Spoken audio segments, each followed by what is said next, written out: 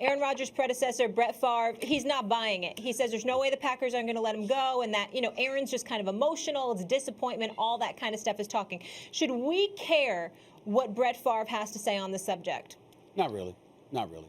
Because Brett Favre would have no idea what he's talking about, with all due respect in regards to this, because he has not been Aaron Rodgers. If you recall, Brett Favre, a Super Bowl champion, one of the great quarterbacks to have ever lived, and actually a really, really nice guy. I'd like to add that as well.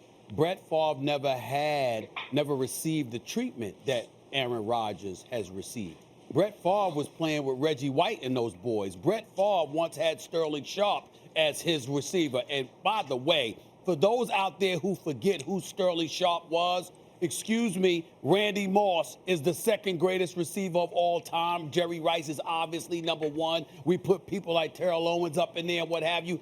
Sterling Sharp, go back and watch the videotapes. Go back and watch how this brother performed in Green Bay. If this brother hadn't had, I think it was his neck injury, if we're correct, if I'm wrong, Marcus Spears. Sterling Sharp was one of the great receivers the game of football has ever seen. Brett Favre had that brother to throw to for a few years. Brett Favre had that guy, if I remember correctly, but he also had others, okay? In the end, Brett Favre was treated like a godlike figure in Green Bay. He could do no wrong, even with the media. We have people, even on this network, oh, look at Brett Favre jump into the arms of his offensive lineman. Oh, look at him sit up there and throw the ball underhand. It's the kid in him. It's never left. I mean, the fawning by reporters, pundits, commentators all over the place. It was just nauseating to take.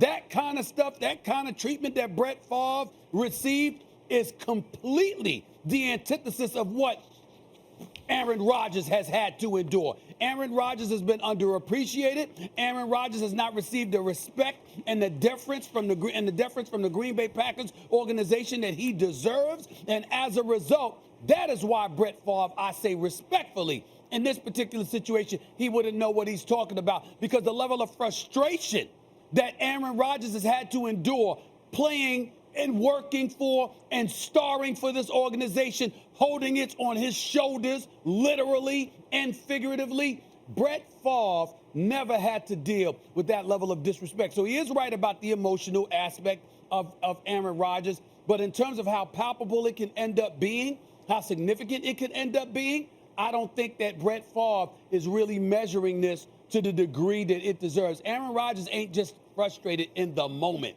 It's a long, ongoing thing with a level of respect that he has warranted and deserved has not been granted to him. And I wouldn't be surprised at all if he sat up there and said, look, I don't want to be here any longer. There is literally not a person who ever lived who is in a better position to comment on Aaron Rodgers than Brett Favre. Stephen A., Brett Favre was once upon a time in the exact same position as Aaron Rodgers. Thanks for watching ESPN on YouTube. For live streaming, sports, and premium content, subscribe to ESPN+.